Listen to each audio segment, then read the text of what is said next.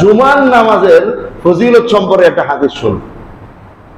জুমার নামাজের ক্ষেত্রে রাসূলুল্লাহ সাল্লাল্লাহু আলাইহি ওয়াসাল্লাম ইরশাদ করেন, সুনানে নাসাই 1384 নম্বর হাদিস, তিরমিজি 496 নম্বর হাদিস, আবু দাউদ 345 নম্বর হাদিস, মান গাসসালা ওয়া ইগতাসালা ওয়া গাদা ওয়া ইবতাকারা ওয়া দানা মিনাল ইমাম ওয়া লাম ইয়ালগা কানা লাহু বিকুল্লি খুতওয়াতিন আমালু সানাতিন সিয়ামুহা ওয়া কিয়ামুহা।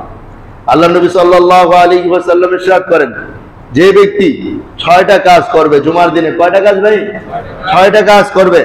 1 নম্বর, জুমার উদ্দেশ্যে ভালোভাবে গোসল করবে, জুমার জন্যই গোসল হবে, জুমার জন্য।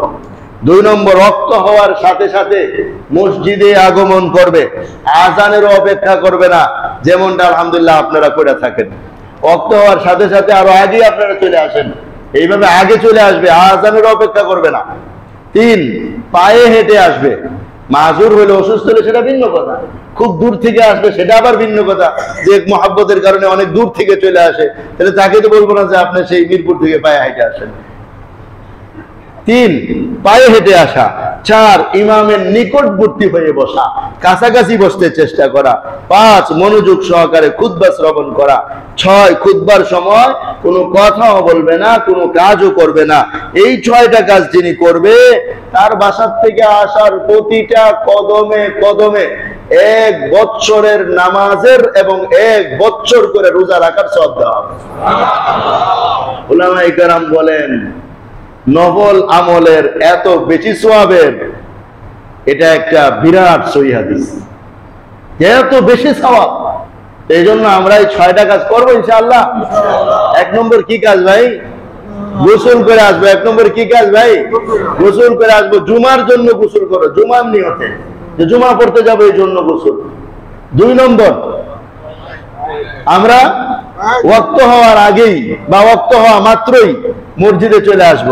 3 নম্বর, পায়ে হেঁটে আসব, অসুস্থ হইলে সেটা ভিন্ন কথা। 4 নম্বর, ইমাম থেকে অনেক দূরে বসবো, কাছে বসবো। 5 নম্বর, বয়ানের সময় খুতবার সময় কথা বলতে থাকবো, শুধু কোনো কথা বলে মনোযোগ দিয়ে শুনবো, হ্যাঁ মনোযোগ দিয়ে খুতবা শুনবো। 6 নম্বর, কোনো কথাও বলবো না, কোনো কাজও করবো না। দুজনে মিলে ঝগড়া করছে এটাও বলবো না যে ভাই থামো, আবার এটাও বলবো না ভালো হয়েছে আমি তো ঝগড়াঝাটি করি নাই, এটাও বললে কথা বলা হয় যায়, কিছুই বলবো না, একদম বুবার মতো চুপ করে বসে শুনবো। তাইলে কি লাভ হবে? বাসার থেকে আসতে যতটা কদম পড়বে, কদম যতটা পা পড়বে, প্রত্যেকটা কদমের বিনিময়ে 1 বছরের নামাজ এবং 1 বছরের রোজার সওয়াব আমলনামা আল্লাহ আমাদের দান করবেন। আল্লাহ আমাদের সবাইকে তৌফিক দান করেন।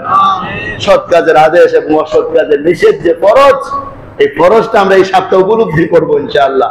আল্লাহ আমাদের তৌফিক দান করেন। ওয়া আখিরু দাওয়ানা আলহামদুলিল্লাহি রাব্বিল আলামিন।